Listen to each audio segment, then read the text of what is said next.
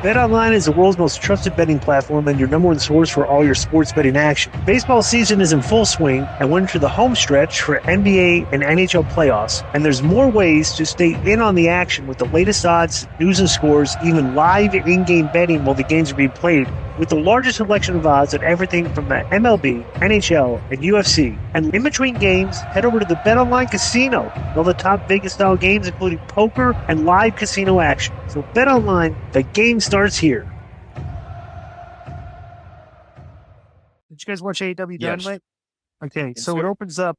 Joe, you got the numbers here? I'm looking right now. They usually don't come out till late. I'm wondering what they're going to be because I'm wondering if AEW's fan base is kind of segregated from the playoffs. Because last night, there's absolutely, I guarantee that Knicks game was doing monster numbers yesterday. Okay, he's like, so that was a very rough spot. Nothing yet. There's no, because it's Memorial Day weekend coming up. Plus it's a little early. We usually don't, our games don't come out until 3 Pacific or so. Oh, does it? Okay, so we'll have it later. So I don't know what the numbers were, but this is an interesting segment they started off with.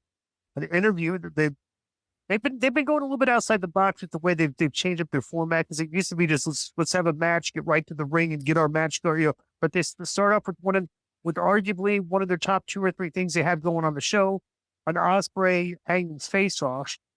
Now, okay, I want to say 2 things about this before I describe what happened. Number 1, this was good. Okay. Number 2, it had awkward moments. Okay, the inclusion of the beer drinking and stuff, everything was absolutely not necessary during this. They started off with it, and they closed it, which kind of like, it just was completely not necessary. And number 3, this was very compelling, but 10 minutes into the interview, I started losing interest in what they were saying, okay? But this is very good, all right? So Osprey dismissed all the security. They had security guards. He said, we're not going to fight each other, right? So then he offered a beer. Hangman didn't drink the beer. So they put the beers down. Okay, Osprey said he had petitioned Tony Khan to make this the main event at All In. And he explained his travel schedule. He flies across the world every Tuesday. He's got jet lag, but he puts his body in the line every week. Told a story about how Forbidden Door was going to be near his hometown. He wants to wear the belt home for his supporters and his family. He claims he wants it just as much and if more than Hangman. And Hangman said that's the difference between the two of us. He acknowledged the honor of being the world champion. For Will, it's a professional accomplishment. For Hangman, it's personal. Hangman said Osprey wants the title, but Hangman needs it. He said he wasted 2 years of his life on sorrow and hate, got nothing from it, talking about his feud with Swerve. He said he sat in front of his kids at Christmas and stared out the window looking for a man he knew was never going to come back. I didn't know how. He continued and said he needed the world title because he wanted to be the man that his wife and kids knew and the man the fans thought he could be when he at least deserved their support. He finished by saying he needed to prove to Osprey wrong when he said it was too little too late. Osprey then asked him what he was going to do about it, and it made the Hangman would cut corners to win. He then said he would give his best, sometimes hasn't been enough, but he never took shortcuts to get there and earn respect in the process. Hey, just if he thought it'd be enough to beat the Death Riders and John Mox, Osprey said, I don't know, because I'd never beaten Moxley, but they said, you have. He wanted to bring that fire to Double or Nothing, because if he can beat Page, he knows he can beat Mox. Osprey said, before Page, Rice, and Marcus, this best was enough to beat Omega, Okada, Danielson, and others. He called himself the best in the world. If it wasn't him, he is too. Osprey said he hoped the same from him and told him he's calling him out on Sunday for a shootout in Arizona. Then they chugged their beers, left the ring, bro, this has been going on forever, this segment. Then they had your read has been going on forever, dude. An uncomfortable moment where they're just standing there opposite each other and looking at it. It's like, dude, we're enough. Go to the next segment, But good verbiage, way too long. All Meltzer, everybody, their fans were saying this was the greatest promo segment of all time because they spoke well.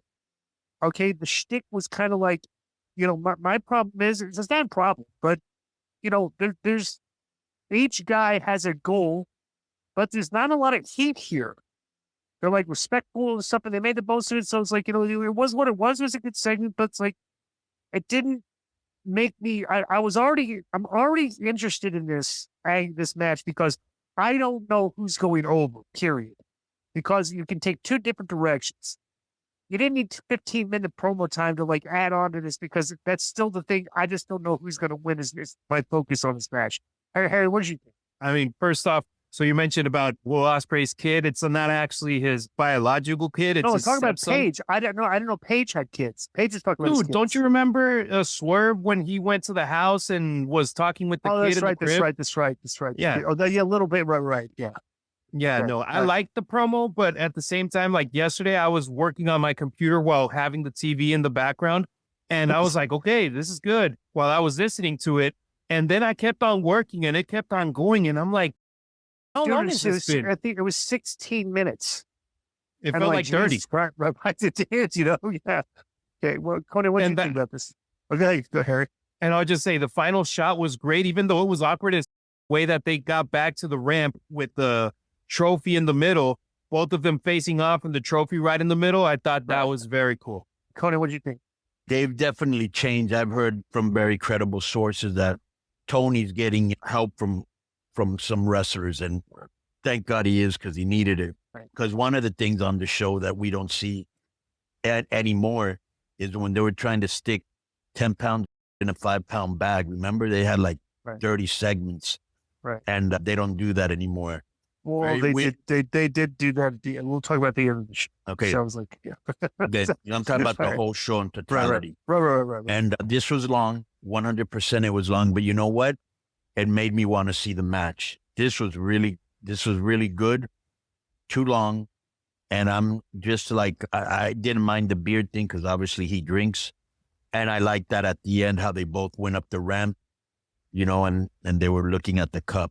And Disco, I mean, you go to the last couple of weeks and they tried to kind of get heat on them when they were like doing the tag team match and they bumped into each other, or he hit them with, I don't remember if it was a lariat or what it was. And then it was like, oh, okay, they might start getting some heat with each other. And it's like, no, they get to stand in the middle of the ring and like nothing happened.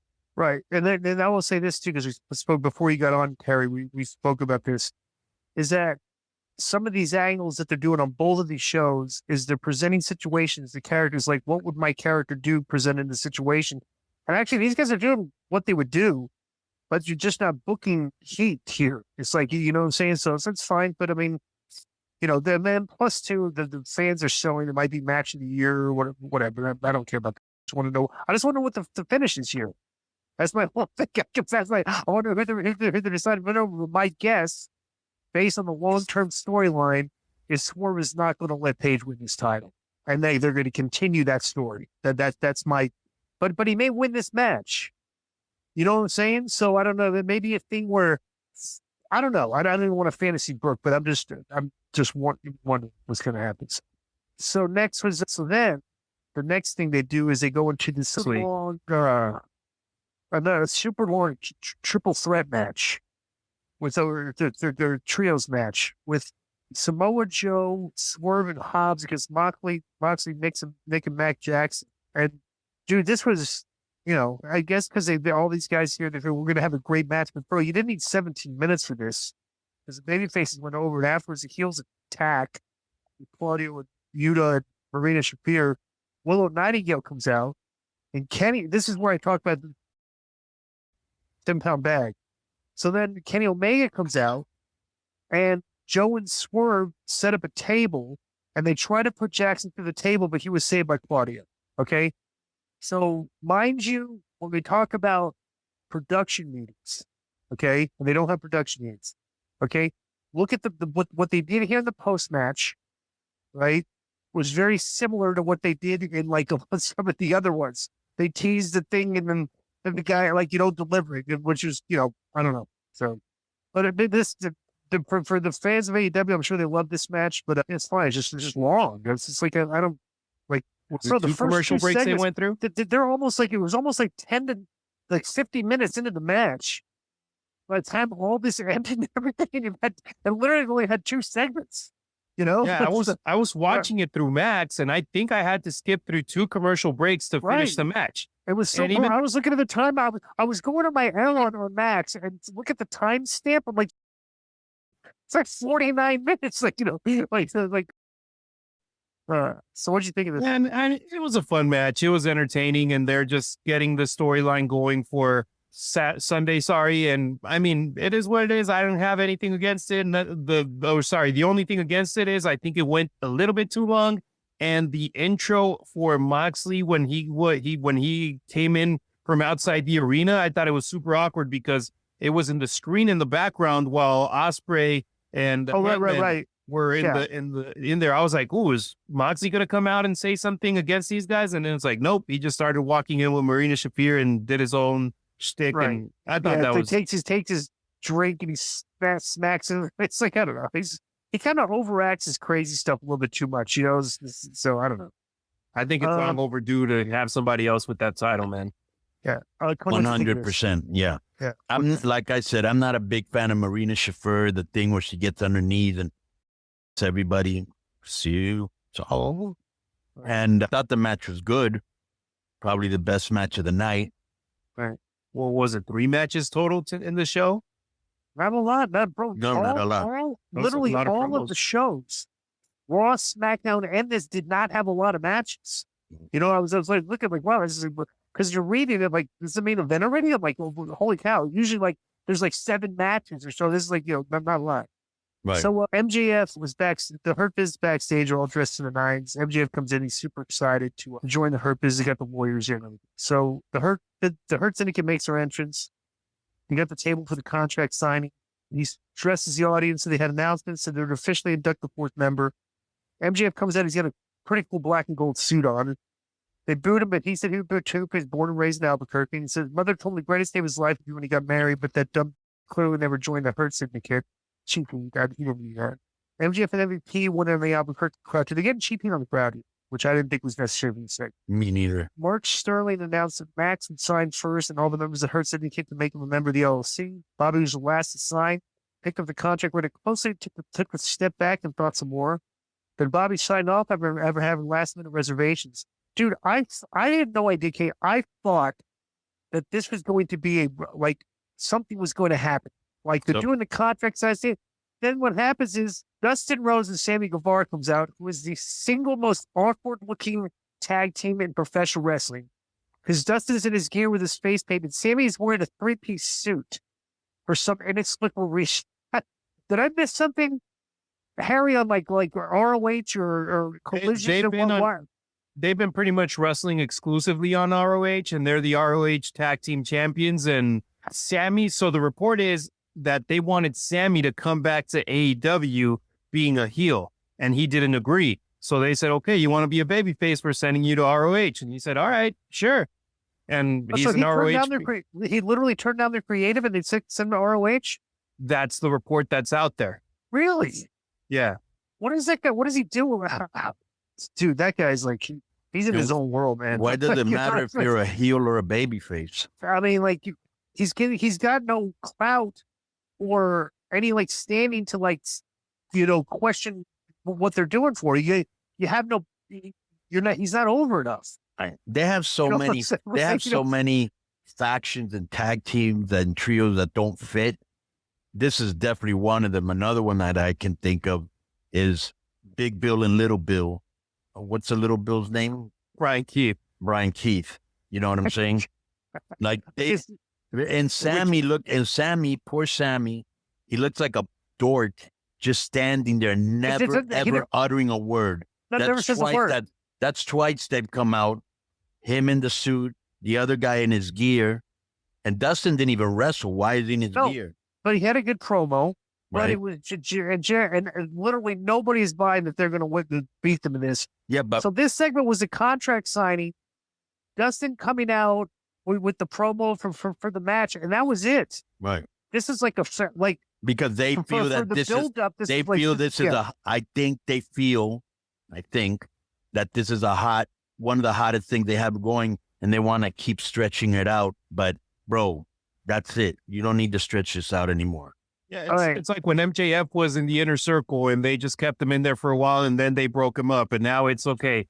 The MJF is with the Hurt Syndicate, so let's keep him there for a bit and then break him up. But a lot of people were speculating, hey, is Cedric Alexander coming in and joining the Hurt Syndicate like he was in WWE? But that segment, it was like, I was excited for it at first. And at the end, I was like, nothing happened in my opinion.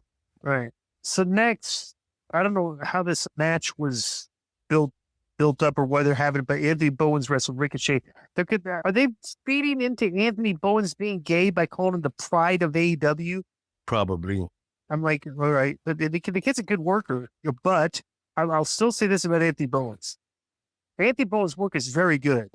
However, he's an egregious thigh slapper that thigh slaps on every kicking motion, and it looks atrocious. If he would stop doing that, his work would be almost flawless. He's really good.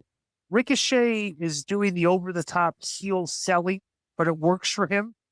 I am completely so because maybe they thought this match was like a great idea because Bowens is the scissors guy. So Ricochet got the scissors and it stabbed. Bro, they're so ridiculous. They stop like, whoa, let's do this. Yeah, let's stabbed him with the scissors. Got the win. So whatever. But when Ricochet left the stage, he scooted out of there. All right, because he got the cheap win. But the Mark Briscoe came out with a gurney. And in a very awkward spot, Ricochet was acting scared because Mark Briscoe's in front of him with the gurney. And he stood there and let Mark Briscoe run the gurney into him.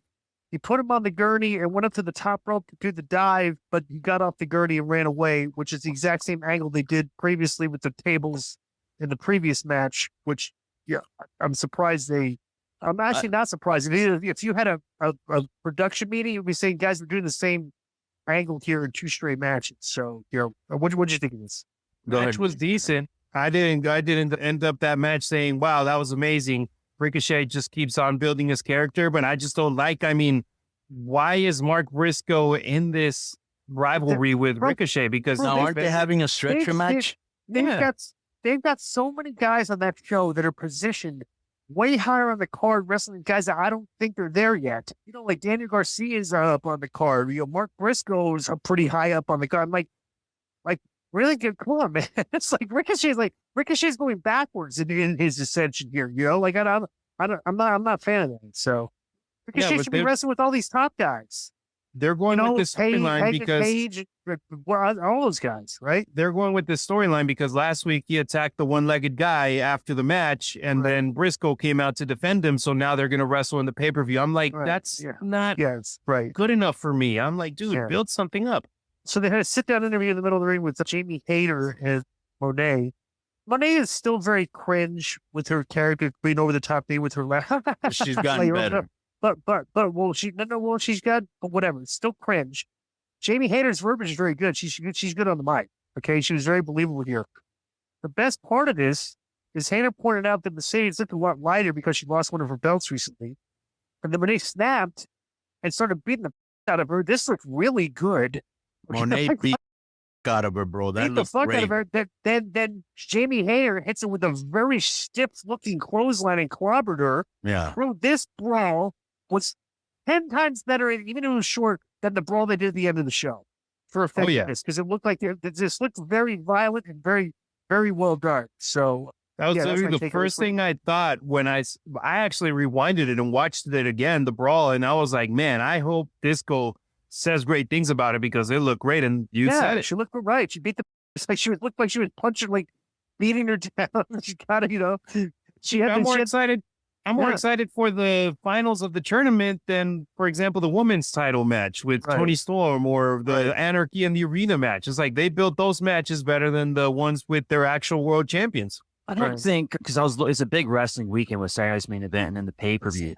But the big matches are, like Harry said, the finals of the Owen Hart women's tournament and the men's tournament. And each winner goes for a title shot at the next big show, right? But that to me sounds like a TV main event, not a paper. You're going to make me pay to watch you know what I'm saying? Like, no, there are a lot of TV main events on this next pay-per-view. Right, It's like you would think they would pay off the tournament matches on TV. Pay them off on TV because you're because the sell is to get into the pay-per-view main event match against the champion. Yes. Which is it's like a weird thing. It's because they think it's a good match. I don't know. I thought this segment was very good. I thought Hayter was really good on the mic, and Monet didn't talk much because she doesn't have to. Right, exactly. Which is better for the segment. Right. And she just came off like a good heel. Arrogant, cocky. Arrogant, right. And she always gets points for me for one thing. She always looks like a star. And plus two, but look at Look at what Osprey came out with. He got some jacket with like It was a soccer jersey. His Soccer- Osprey Bro, number yeah, he 10 came out with jersey. his underwhelming. That's his merch, and he just looks like like if bro, I'm saying like Hangman Page is in his gimmick. He's a cowboy. He's got the cowboy shirt on, Right. his jeans. Right. Osprey's just like his the gear he wears to the ring does not match what he looked like. He's like Flair. Yeah, doesn't match his push or right, his exactly, yeah. position in the company. Right. Okay. So Main Tony event? Storm comes out for commentary, but yeah, this was actually the main event. We brought 3 matches on this show. That's how long that opening segment was, right? Right. When was the last time you saw that? I don't know, but It might be the first time in AEW But that's history they fine, only but- got 3 matches in a show. Yeah. but the content was there was solid content, So Julia Hart against Mina Shirakawa, you have no clue, everybody knew who's going to win this, right? 9 minutes, Kawa rolled apart with a straitjacket pin. So after the match, Shirakawa goes and looks it over. Actually, Tony Storm is very entertaining on commentary again. She always is. She looks over over Tony Storm. They're jawing. Hart clobbers her from behind. Then Sky Blue showed up from last week. She attacked Mina Shirakawa. Okay, the Storm left the commentary and table and gave an assist. Then both women had a stare. This was very awkward. Well, this is not very well done. They started doing a tug of war with the belt. Then Mina never attacked. Right, Mina attacked Tony with a dragon leg screw leg whip, and then did the Bret Hart figure 4 on the ring post. Nice. And then let her go. So it was like Mina was kind of like heelish here, I guess, afterwards. But even I don't know. But Sky Blue I don't know why Sky Blue was involved in this. But So before she was this hurt- didn't get me more interested in the match. Go ahead. Before she was hurt, she was kind of in a tag team with Julia Hart. So that's why she came out and defended her. And I guess after last week when she came out in She wa- Chicago in front of her hometown fans with a big smile and kind of a baby face, they had to make sure that people remember it's like, hey, she's a heel. Right. So everybody. And by the way, I hope that Mariah May comes back with this title match on Sunday some way, somehow, even though everybody thinks that she's going to WWE now. I hope she comes back. All right. So The reason I think she might be going is because you don't see her that much on the show. So she probably told Tony, hey, I'm not resigning. And he's like, okay, then why have her on the show? right, I'd bury her on her way out. let me tell you this. So next, this match ended. There was like 7 minutes left in the show, right? So I'm like, okay, they must be doing, Did wrestling they fans are go not over or stupid. no? No. They didn't Oh, it go over. was So, but there was on the- 7 minutes left, but that was the main event. There was this chunk of time already left.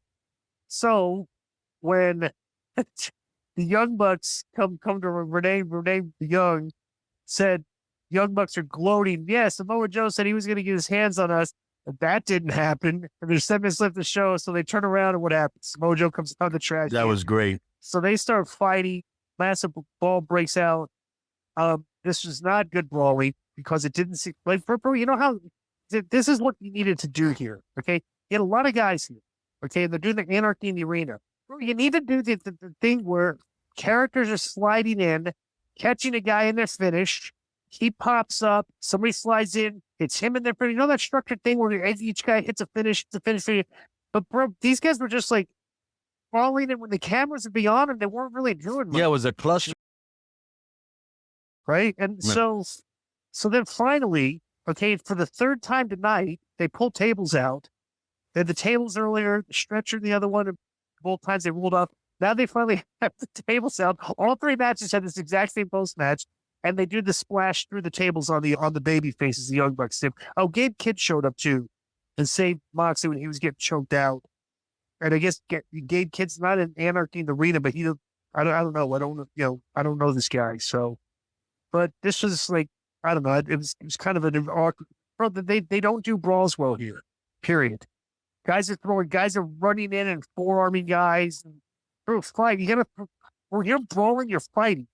Like, don't they see that on TV I and don't know. then It's go, like hey, it's that just, didn't look good? Or somebody tell them, bro, you're brawling. You need to be stiffer or more snug. Bro, Like, the brawls in WWE are much better because you know that agents are very on it, like Shane Right. and Sympathy. Everybody can throw punches, okay, and then everybody can sell the punches. But here they don't really have. you know they who was the look like best of the night? Who? Monet. Monet, Yeah. 100%. Bro, like I'd say this. Of all the Lyra, she put Yeah. a pretty good beating on Becky. I'm gonna give you two of all the great talent out there. That everything's like all these great wrestlers, just the grace of both shows. Right. Okay, the two people that did the best beatdowns when you're attacking somebody have been Mercedes Monet and Jade Cargill. And I think it's hard to argue with that. Cargill looks like she's beating that of Naomi when she attacks her. Like she's Bro, like, you know, I'm just saying Seth, that's Punk, Drew McIntyre, all those guys they're good. They're good, but they they're- haven't been better than Jade Cargill and Mercedes Sandy. Monet was. they have been better than Jade Cargill, 100%. I disagree. 100%. I disagree. Well, with you. So, We'll agree Like you're that. wrong again.